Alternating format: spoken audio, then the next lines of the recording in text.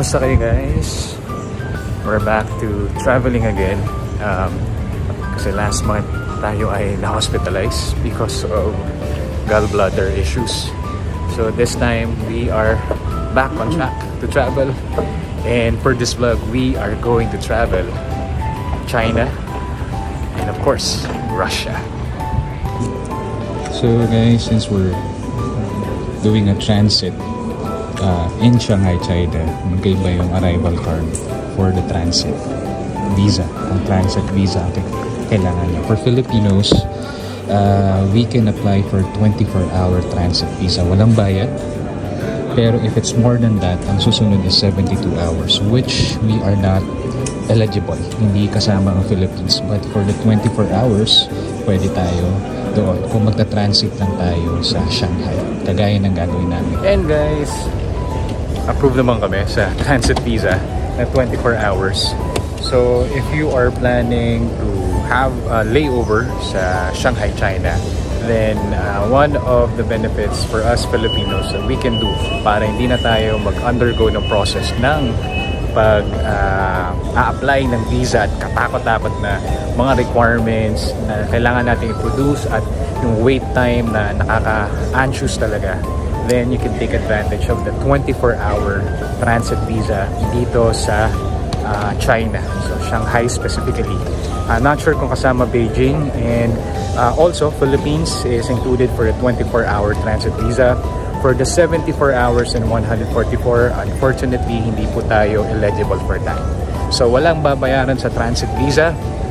Kailangan lang may mga tickets ka ng yung flight mo going out of Shanghai to really establish na ikaw nga ay naka-transit lang sa Shanghai. So there. So of course, we're gonna explore Shanghai. This is our second time in China. And may mga hindi pa kami napuntahan sa Shanghai kasi short lang yung aming travel sa Shanghai last year, 2023. But this time, bibisita tayo sa mga lugar na kakayanin ng oras natin for 24 hours. Kasi tomorrow morning pa ang flight namin going to Moscow, Russia. So guys, we're staying at the Joyful Yard, Shanghai Pudong Airport Hotel. Okay, so this is just like 10 to 15 minutes away from the Pudong International Airport. So yung room namin, we're only staying here for overnight kasi we're just having a layover or connecting flight going to Russia tomorrow. So it has 2 beds, decent space, restroom. So this is the restroom. It's nice, it's clean, good showers, laboratory is good. Ayos. I like this also. Ano to, para coffee table, and of course they have a safe, a cabinet for you to hang your clothes. Key card din siya. Okay, it has TV, your kettle, and free water. Okay, there you go. And of course, yung view. Tingnan natin kung anong view na makikita natin. The view is the roadside. Okay. Ayan. So, meron to kasamang free breakfast and then airport shuttle service. So, walang bayad. So, coming from the airport kanina, sumakay kami. Nakaschedule siya for every hour may dumarating. No, you just need to follow. Pinapadala ng hotel na to yung instruction via email when you book it via Agoda. And nandun yung instruction kung saan nyo hahanapin yung waiting area ng bus, anong oras, yung mga timetable ng bus, nandun na lahat. And what I also like about this hotel, napakabalit ng staff. Ang aming check-in is dapat 2 p.m. pa, pero she allowed us to have an early check-in. For some hotel, they're very strict about it, and they would ask you to pay. But for this hotel, they didn't ask us to pay. Meron ding free Wi-Fi access ang hotel na to. Alright, so if you like this hotel for your layover or connecting flight, here in Shanghai, China, then book the Joyful Yard Shanghai Pudong Airport Branch Hotel via Agoda. This is not a sponsored ad. Okay, so it depends on your choice and your taste kung gusto nyo yung ganitong room. But for me, it's good already. So we paid 3,000 pesos for 2 packs with breakfast overnight for this hotel. Malapit-malapit lang. Hindi mo kailangan gumising ng sobrang aga para hindi ka malate sa flight mo. In fact, pagdating namin kanina, tinanong na kami kung ano yung aming flight kinabukasan para ma-schedule na yung pick-up ng shuttle bus sa amin, which is going to happen at 6 in the morning tomorrow. Sila na rin nag-suggest kung anong oras better kami ma-pick up at para makasakay kami at hindi kami malate sa aming flight tomorrow.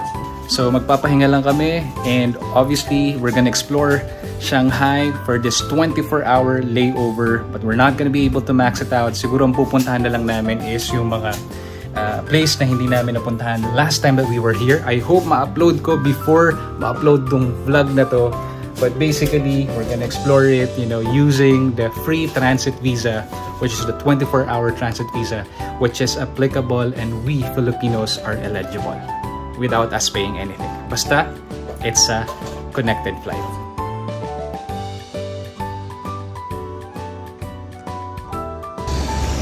So guys, nag-explore tayo ngayon dito sa hotel area namin.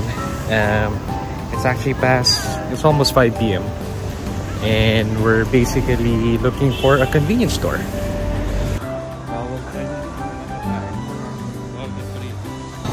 So guys, pupunta tayo sa Yew Garden, one of the tourist attraction dito sa Shanghai.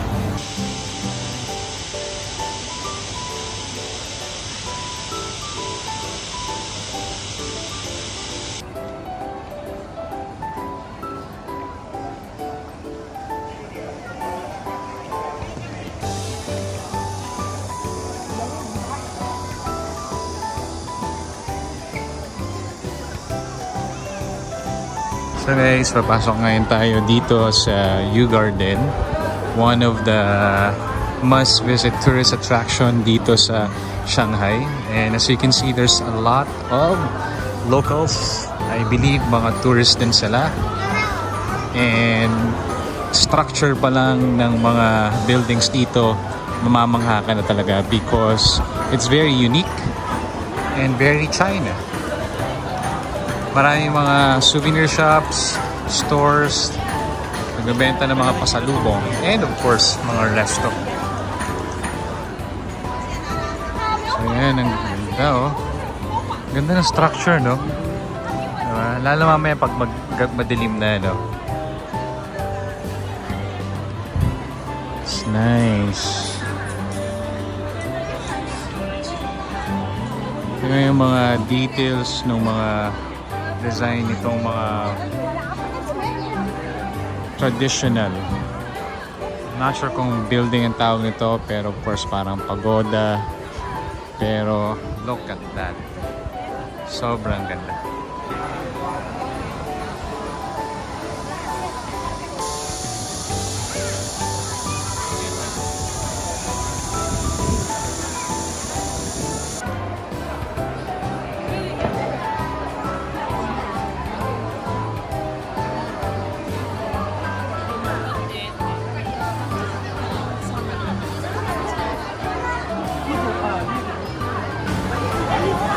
So ngayon guys, pupunta tayo sa garden mismo.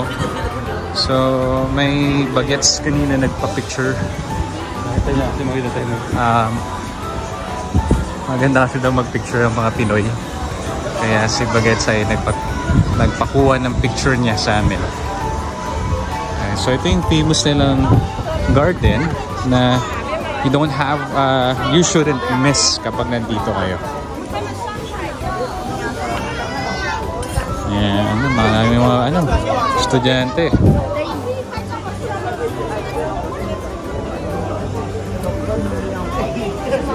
Ayan.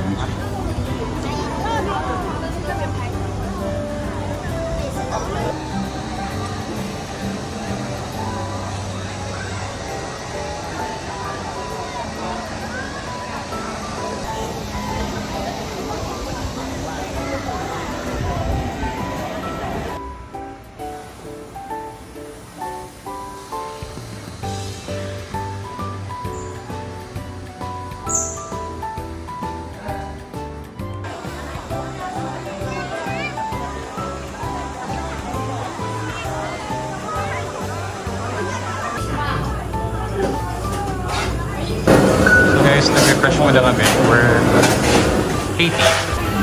So guys, we're waiting for our tea. Pahinga muna kami, papalamig kami kasi summer right now sa China. So July. Actually, the date today is July 17. Mainit. So wear light clothes if we're going to China pag July.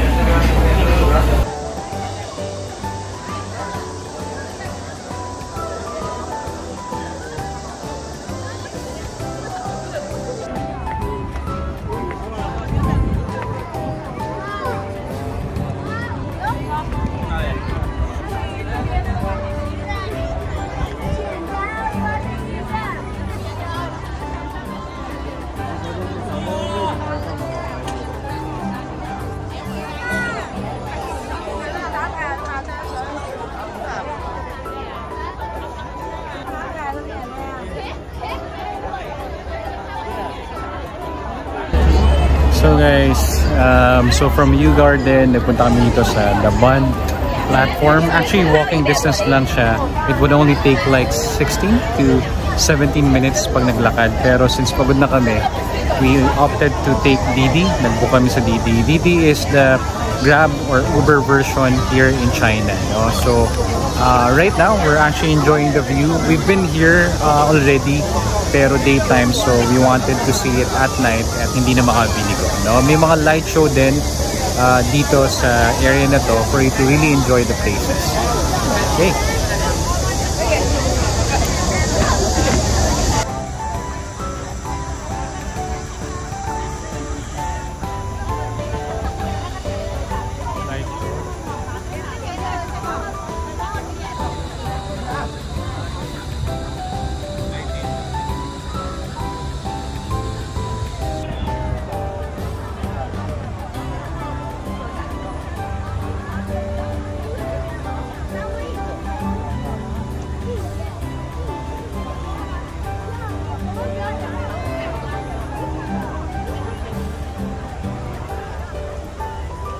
And that's it guys, it's our last night because obviously overnight lang tayo sa Shanghai. So I hope you liked the video and you learned something about the transit visa here in Shanghai, China. And of course, don't forget to like, comment, and please subscribe. And tomorrow we are off to Russia, which is our next destination. Bye guys!